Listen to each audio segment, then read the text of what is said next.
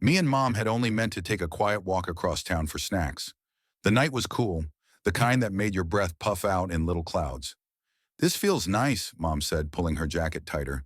"We should do this more often." "Yeah," I said. "Feels like we finally get a break." But the minute we stepped into the yard, everything changed. A heavy crash echoed from inside the house. Mom froze.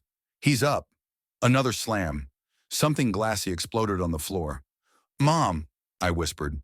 "Come on," she said quickly. "Around back." Quiet. We slipped into the woods behind the house, ducking behind a row of dead branches and thin trees. From here, we could hear everything. The yelling, the crashing, the destruction. Inside the house, my stepfather roared, "Where are they?" Another mirror shattered. Mom flinched hard. "I'm calling the police." While she fumbled with her phone, I hugged my knees and shut my eyes. And suddenly, for a moment, my mind pulled me somewhere else. It hit me suddenly. A memory from one of the times he was locked up. Everything was different then. The house felt bigger, brighter. The air felt lighter. I remember waking up without that knot in my stomach, without listening for footsteps, without bracing for yelling that might or might not happen. It was just me, Mom, and my little sister. Mom actually laughed back then. A real laugh, not the tight one she uses now. She'd dance around the kitchen with music playing off her phone, stirring noodles or flipping pancakes with my sister holding onto her leg like a koala. We had everything we needed. Maybe not a lot of money, but peace. Enough peace that it felt like we had everything. "Go play," she'd say, smiling at us. "You two don't worry about anything."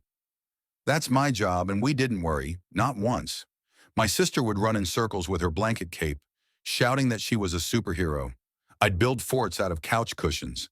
Mom would sit cross-legged on the floor with us and actually play along.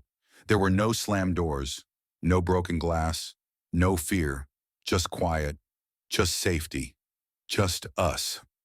For a moment, crouched in the dark woods, I felt that warmth again, like sunlight sneaking through a cracked window.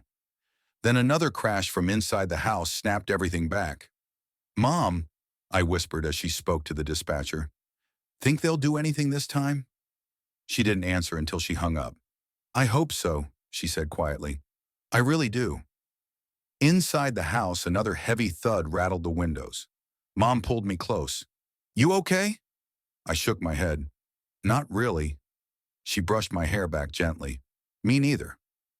Finally, the distant sirens drew closer, and red and blue lights flickered through the branches.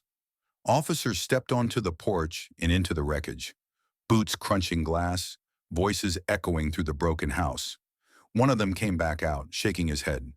"Ma'am, there's glass everywhere." Mirrors, windows. "This is bad." Mom just nodded, tired in a way only years can cause. "Another Sunday," I muttered. She swallowed hard and whispered, "Yeah, another Sunday."